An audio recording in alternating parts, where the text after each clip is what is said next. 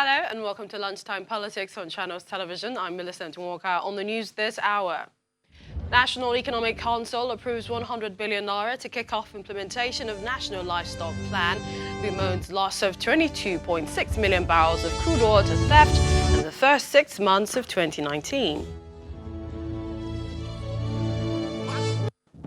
It's a passionate plea from the Central Bank of Nigeria to state governors to revamp the economy as House of Representatives cry for bailout to save ailing local industries.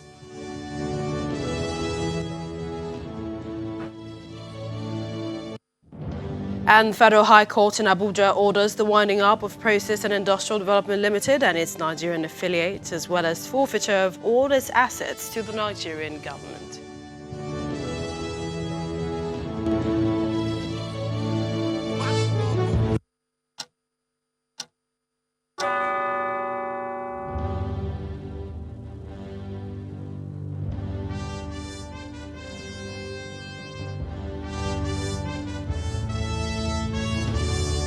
We kick off this noon with the National Economic Council proposition of 100 billion naira to fund the implementation of the National Livestock Transformation Plan.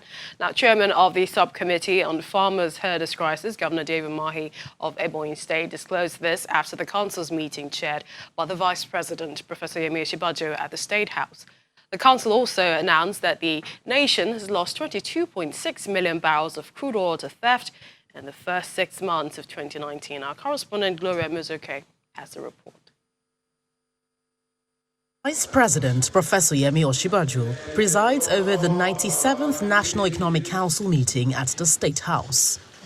After over 3 hours behind closed doors, the Ebonyi State Governor announced a budget for the National Livestock Transformation Plan adopted by NEC on January 18, 2019.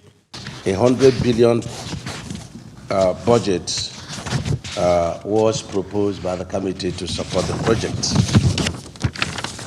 Federal government is to contribute 80% in grants to support states, while states will contribute land, project implementation structure, personnel, and 20% cost of the project. He says a date for the effective takeoff of the program will be decided at its next meeting in October this year.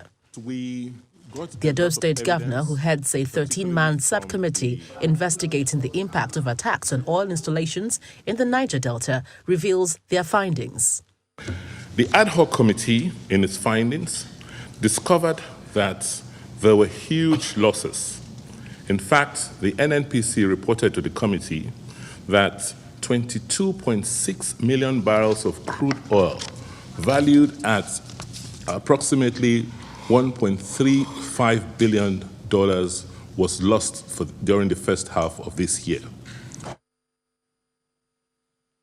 Well, let's take a closer look to more perspectives on the implementation of the National Livestock Transformation Plan. A member of the Next Level Vanguard, Mr. Kennedy Angbo, who joins us from Abuja, also the National Chairman, National Conscience Party, Mr. Tanko Yunusa, both from Abuja studio. Thank you so much, gentlemen, for joining us on the program. Thank you so much. Good afternoon. Good afternoon, and thank you very much for having me. All right, my first question will go to you, Mr. Yunusa, and that is, are you impressed with how far the federal government has come to a solution on the farmer herders crisis? Okay, according to Wikipedia, Nigeria is a growing population of about 195 million people, with a GDP as regard to $317 billion, or the private partnership of 1.6. Now, that is a huge market. Now, considering the fact that probably the federal government is trying to diversify its source of income by kind of, increasing or putting in about 100 billion naira into livestock business, it makes a lot of meaning. But the fact still remains is that it's not putting this money into such a business venture which is supposed to be, being run privately by some individual.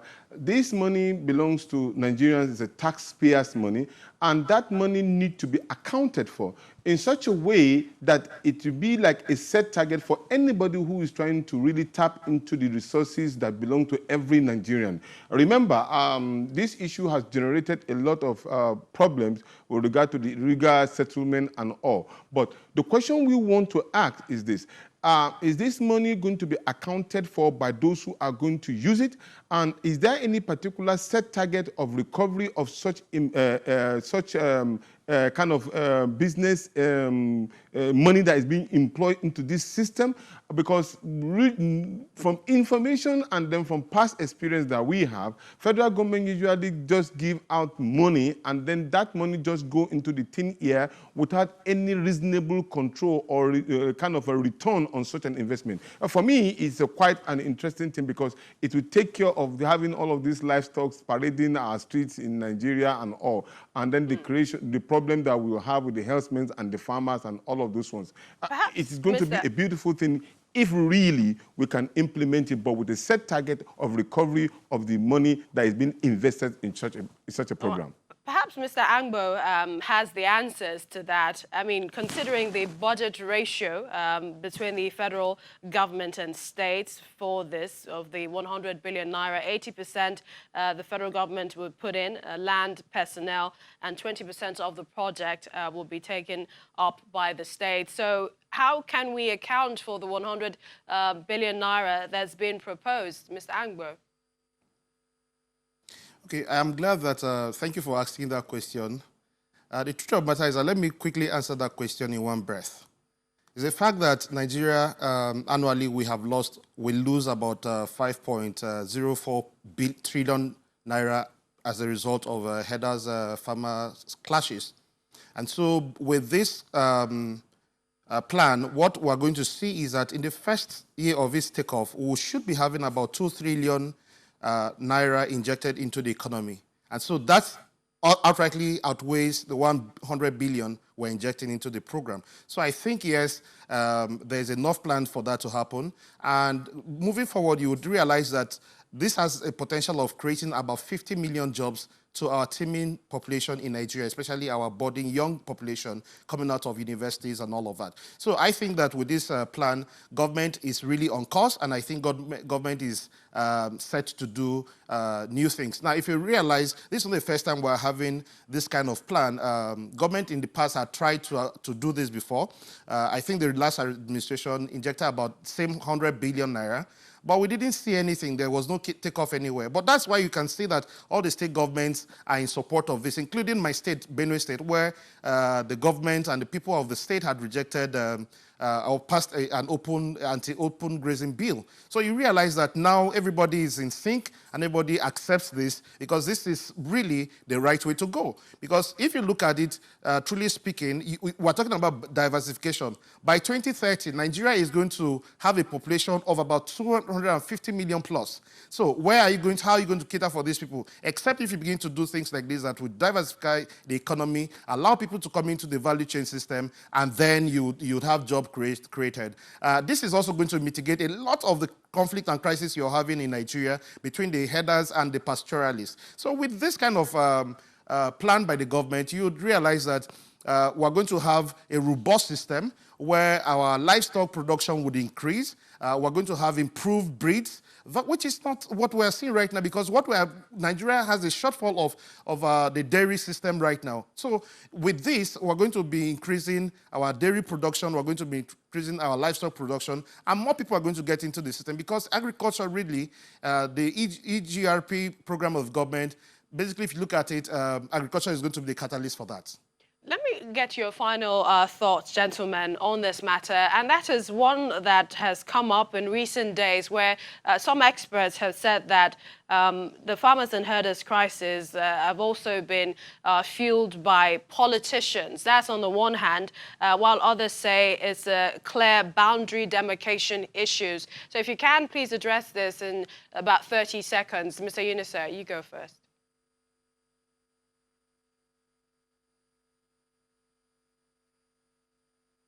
Hello, okay. Mr. Yunusa. Okay.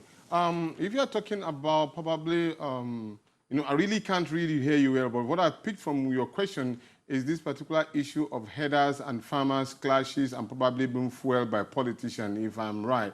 Okay, in that regard, you see, there's a proverb that says that if a wall does not crack, a lizard cannot enter. Right from the beginning, we've been having these particular issues from the headers and farmers matter for a very long time. But it has not really got to a catastrophic level as we have seen over the years. And for us, what we are thinking is that the government of the day was not able to really critically examine the situation and then prepare for it, because there are red flags everywhere that such a situation can be used politically to kind of bring down the government in a certain way, which maybe is a theory that you can say, we can try to see if we can prove. But the fact still remains is that had it been that the government has already checkmated this particular issue right from the beginning, some of these people who are trying to use it as a political scorecard wouldn't have had an opportunity. So what have they done? It has taken this long, and a lot of lives have been lost to a unprecedented level that we have to come up with a plan of thinking of injecting about 100 billion naira. These lives and property wouldn't have been lost ab initio had it been that the government has been thinking. Because the problem we have in Nigeria is that most of our leaders are not thinkers. I'm sorry to say, because right from the beginning, before the government took over power, on this issue, let's quickly hear from Mr. Angbo. Thank you, Mr. Yunusa. Millicent, the truth of the matter is that even with this program, we cannot guarantee that lives will not be lost. Nowhere in the world can you guarantee that lives won't be lost. But what it will do is to help with the situation on ground. Now, one of the things this is set to address is the proliferation and smuggling of light and small arms into the country, the porous borders. Now, you also cannot say these things without taking into cognizance the ECOWAS protocol. So we cannot say that this issue is actually a result of what the government failed to do, because we have had these issues with us from time. But I believe that government now has been able to come up with a clear-cut agenda, with a policy that will be able to set the tone for us to live harmoniously. And of course, there are criminal elements, and they would always take advantage of this, which is what we have always had. So I think that if we give this a chance, and we the citizens, agree that we want to live peacefully, then I think this is going to help us move a lot from where we are. Like I said, we have lost, every year we lose about 5 trillion naira as a result of this headers. We'd like to thank you. Thank you so much, gentlemen, and the member of the Next Level Vanguard, Mr. Kennedy Angbo, and the National Chairman, National Conscience Party, Mr. Tanko Yunusa. Thank you both for joining us on the program. Thank you.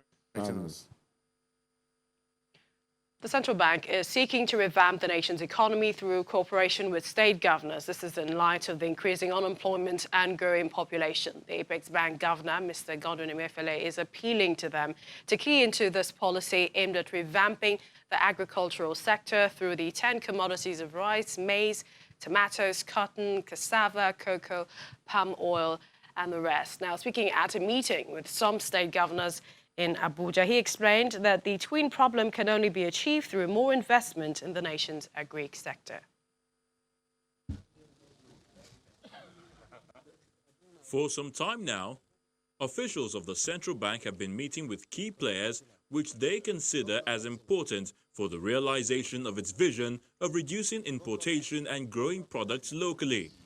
Distinguished ladies and gentlemen, the latest of such meeting is with some state governors. We have reports showing that the central bank governor expresses concerns of how the nation's economy remains fragile with unemployment and rising population, leaving them with no option than to grow the agricultural sector.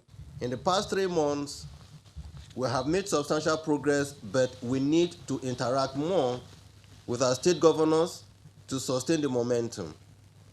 The ultimate objective is to make our states economically viable through enhanced investments by the private sector, which will in turn create more economic opportunities at the subnational level, engage our teeming youths in meaningful enterprises, improve internally generated revenue base for states to meet the developmental expectations of its citizens.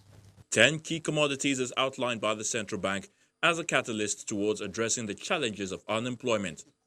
The Apex Bank is seeking the cooperation of state governors in the provision of land to support this initiative. For these investments to bear fruit, Your Excellencies, the support of the state governments is indeed needed for land and other infrastructural amenities. One after the other, the governors speak. We need to preserve. They agree that the intervention will address the country's socio-economic challenges. Agribusiness is one area that can readily provide millions of jobs for our people, and I believe that all of us are very ready to continue to collaborate with you on this note. Since made available 20,000 hectares of land, so Obu is ready for large scale growth of palm trees. I want to encourage my colleagues, because there's a nexus between unemployment and insecurity. Well, when lunchtime politics returns, we'll be taking a look at ways to revamp the economy, plus President Buhari's state visit ahead of the 74th session of the United Nations General Assembly in New York. Please join us again.